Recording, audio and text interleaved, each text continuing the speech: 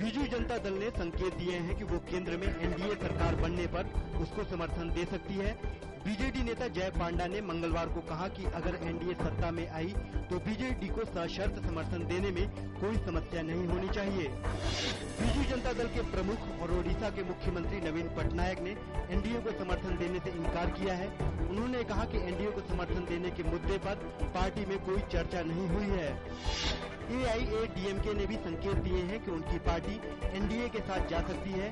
नरेंद्र मोदी और जयललिता के बीच घनिष्ठ संबंधों का हवाला देते हुए पार्टी नेता के मलयस्वामी ने कहा कि अगर मोदी प्रधानमंत्री बनते हैं तो उनकी पार्टी एनडीए के साथ अच्छे संबंध रखने के पक्ष में है।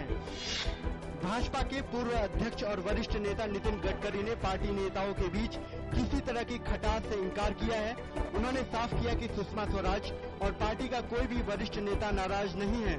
सीपीएम का मानना है कि केंद्र में सरकार बनाने के लिए वैकल्पिक गठबंधन की जो भी संभावनाएं हैं वो चुनाव परिणाम के बाद ही सामने आ सकेंगी।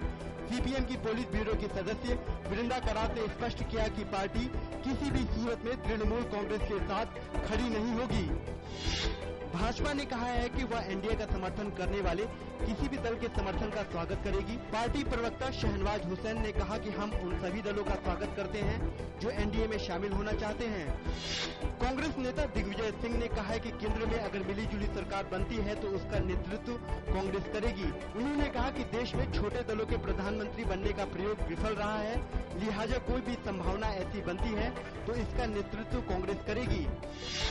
राष्ट्रवादी कांग्रेस पार्टी नेता तारिक अनवर ने कहा है कि चुनाव परिणामों के बाद भी एनसीपी यूपीए का ही हिस्सा रहेगी।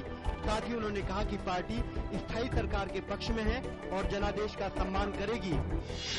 यूपीए अध्यक्ष सोनिया गांधी ने आज प्रधानमंत्री डॉक्टर मनमोहन सिंह के सम्मान में डिनर का आयोजन किया है। इसमें मनमोहन सिंह को विदाई दी जाएगी। ये डिनर लोकसभा चुनाव नतीजे घोषित होने से 2 दिन पहले दिया जा रहा है।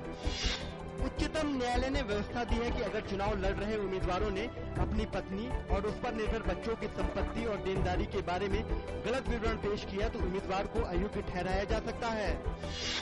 जापान की अगुवाई में अमेरिका और रूसी अंतरिक्ष यात्रियों का पहला अंतरिक्ष यान अंतर्राष्ट्रीय अंतरिक्ष स्टेशन पर अपनी 188 दिन की यात्रा पूरी कर लौटा। इसे कजाकिस्तान में सुरक्षित उतारा गया।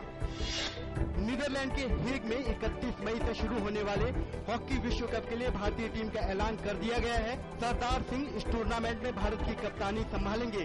हॉकी इंडिया के महासचिव नरेंद्र बत्रा ने दिल्ली में एक रंगारंग कार्यक्रम में 18 सदस्यीय भारतीय टीम की घोषणा की। थॉमस और उबेर कप का भारत में आयोजन पहली बार होगा। इस बार अपने घरेलू दर्शकों के सामने भारतीय खिलाड़ियों के अच्छे प्रदर्शन की उम्मीद है।